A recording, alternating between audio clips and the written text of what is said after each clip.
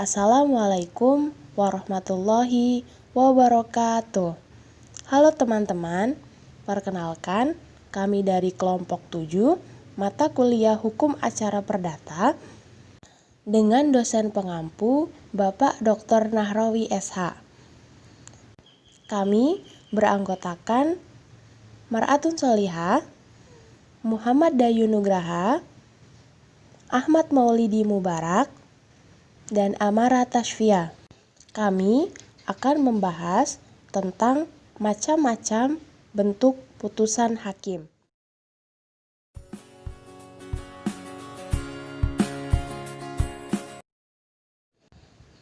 Pembahasan yang pertama mengenai pengertian putusan hakim. Menurut Sudikno Mertokusumo, yang dimaksud dengan putusan hakim adalah suatu pernyataan yang oleh hakim sebagai pejabat negara yang diberi wewenang untuk itu diucapkan di dalam persidangan dan bertujuan untuk mengakhiri atau menyelesaikan suatu perkara atau suatu masalah di antara beberapa pihak. Bukan hanya yang diucapkan saja yang disebut dengan putusan, melainkan juga pernyataan yang dituangkan dalam bentuk yang tertulis. Dan kemudian bentuk yang tertulis tadi diucapkan oleh hakim di dalam persidangan. Sebuah konsep yang tertulis tadi tidak mempunyai kekuatan sebagai sebuah putusan sebelum diucapkan di dalam persidangan oleh hakim. Putusan akhir dalam suatu sengketa yang diputuskan oleh hakim yang memeriksa dalam persidangan umumnya mengandung sanksi berupa hukuman terhadap pihak yang dikalahkan dalam suatu persidangan di dalam pengadilan. Di dalam hukum acara perdata sendiri, hukumannya atau sanksinya biasanya berupa pemenuhan prestasi dan atau pemberian ganti rugi kepada pihak yang telah dirugikan atau yang dimenangkan dalam persidangan dalam suatu sengketa.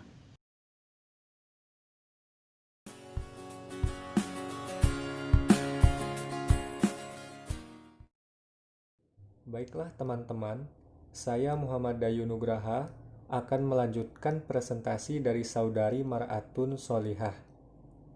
Materi yang selanjutnya ialah macam-macam bentuk putusan hakim ditinjau dari berbagai aspek. Dilihat dari aspek kehadiran para pihak. Yang pertama, putusan gugatan gugur, yaitu putusan yang dijatuhkan jika penggugat tidak datang pada hari sidang yang ditentukan, atau tidak menyuruh wakilnya untuk menghadiri, padahal telah dipanggil dengan patut.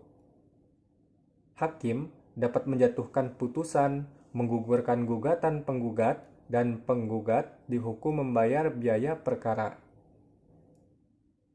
Yang kedua ialah putusan verstek, yaitu apabila pada sidang pertama pihak tergugat tidak datang menghadiri persidangan tanpa alasan yang sah, padahal sudah dipanggil oleh jurusita secara patut, sedangkan penggugat hadir dan mohon putusan.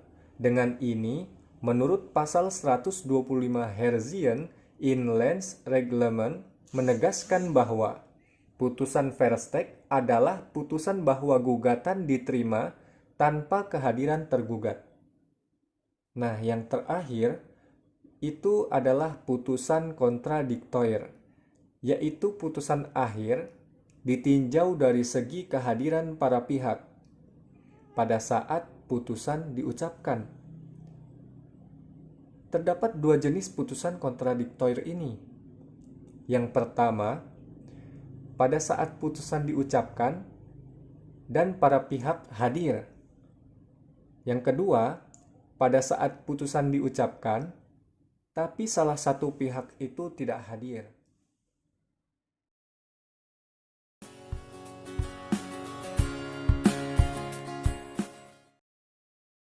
Selanjutnya, saya Ahmad Maulid Mubarok ingin melanjutkan penjelasan dari Saudara Dayu bentuk putusan hakim yang kedua, yaitu dilihat dari saat penjatuhan vonisnya.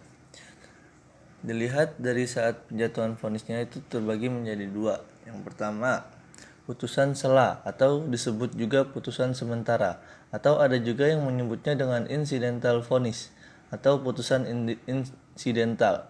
Bahkan disebut juga tusen vonis, yang diartikan putusan antara, yaitu putusan yang dijatuhkan masih dalam proses pemeriksaan perkara dengan tujuan untuk memperlancar jalannya pemeriksaan, yang tidak mengakhiri pemeriksaan, tetapi yang berpengaruh terhadap arah dan jalannya pemeriksaan.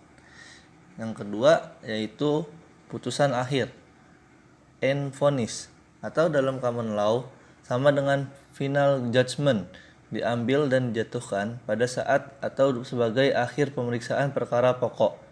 Putusan ini merupakan tindak atau perbuatan hakim sebagai penguasa untuk melaksanakan kekuasaan kehakiman untuk menyelesaikan dan mengakhiri sengketa yang terjadi di antara pihak yang berperkara.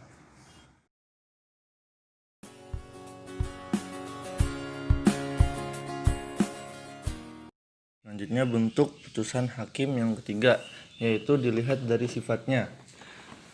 Bentuk putusan hakim yang ketiga ini dibagi menjadi tiga. Yang pertama yaitu putusan deklarator atau deklaratif atau deklarator vonis, adalah pernyataan hakim yang tertuang dalam putusan yang dijatuhkannya. Pernyataan itu merupakan penjelasan atau penetapan tentang suatu hak atau titel maupun status. Pernyataan itu dicantumkan dalam amar atau diktum putusan.